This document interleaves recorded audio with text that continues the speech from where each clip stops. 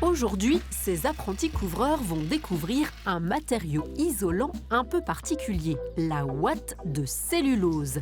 Sa spécificité, elle se compose de cartons et de journaux récupérés dans les poubelles des imprimeries.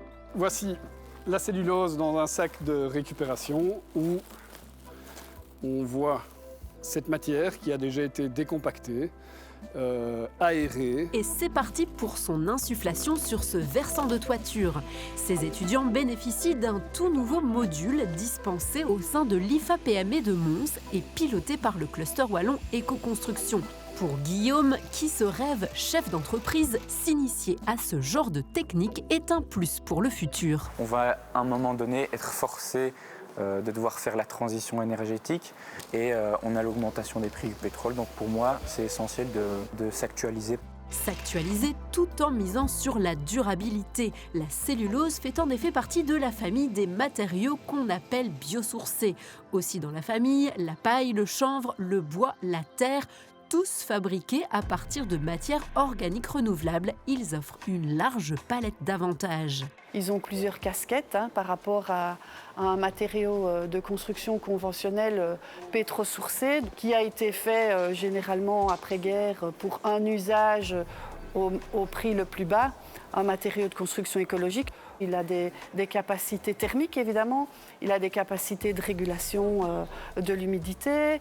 Il a des capacités acoustiques. Des produits performants, innovants, qui attirent les investissements. Ces dernières années, les sites de production de ce type de matériaux fleurissent un peu partout en Wallonie. Cette usine, installée au bord de la Sambre à Auvelay, produit et commercialise depuis 3 ans ces panneaux isolants. Dedans, on trouve principalement de l'herbe, tondue chez nous le long de canaux de routes ou d'aéroports. Le panneau que vous avez là se compose à 70% de fibres d'herbe, l'herbe naturelle, et on va rajouter 20% de fibres de jute.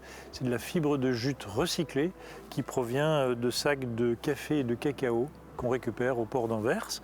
Et on termine les 10% avec une fibre de liaison qui va venir lier l'ensemble. Grâce à cette composition, les panneaux affichent un bilan carbone négatif car ils absorbent le CO2. Pas besoin non plus de beaucoup d'énergie pour les produire. Le panneau que j'ai ici, il est passé dans des fours de thermoformage à 160 degrés Celsius pendant 2 minutes. Une laine de verre, c'est brûler du sable pendant 48 heures à 1300 degrés. Voilà qui a de quoi séduire architectes, promoteurs et constructeurs. Cette année, Gramiterm espère tripler son chiffre d'affaires à plus de 3 millions d'euros. On a la chance d'avoir un marché de l'isolation thermique qui est structurellement positif. À l'intérieur de ce marché, les produits biosourcés donnent une proposition différente, et ce qui permet maintenant d'accélérer avec les réglementations qui visent à prendre des produits verts et décarbonés dans la construction. Aujourd'hui, on estime que 10% des produits utilisés dans la construction sont biosourcés, un beau potentiel de croissance donc, et des prix de plus en plus compétitifs dans le contexte actuel. Les matériaux écologiques sont fabriqués ici avec des ouvriers d'ici et des matières premières qui viennent de Wallonie. Et donc les prix sont restés relativement stables. Et s'il y a quelques années, on avait encore un prix plus élevé que dans la construction conventionnelle, maintenant, c'est vrai que la construction écologique est devenue beaucoup plus abordable. Et en plus de cela, la région offre des primes pour l'utilisation des matériaux écologiques, un argument de plus pour pousser les candidats bâtisseurs à verdir leurs projets.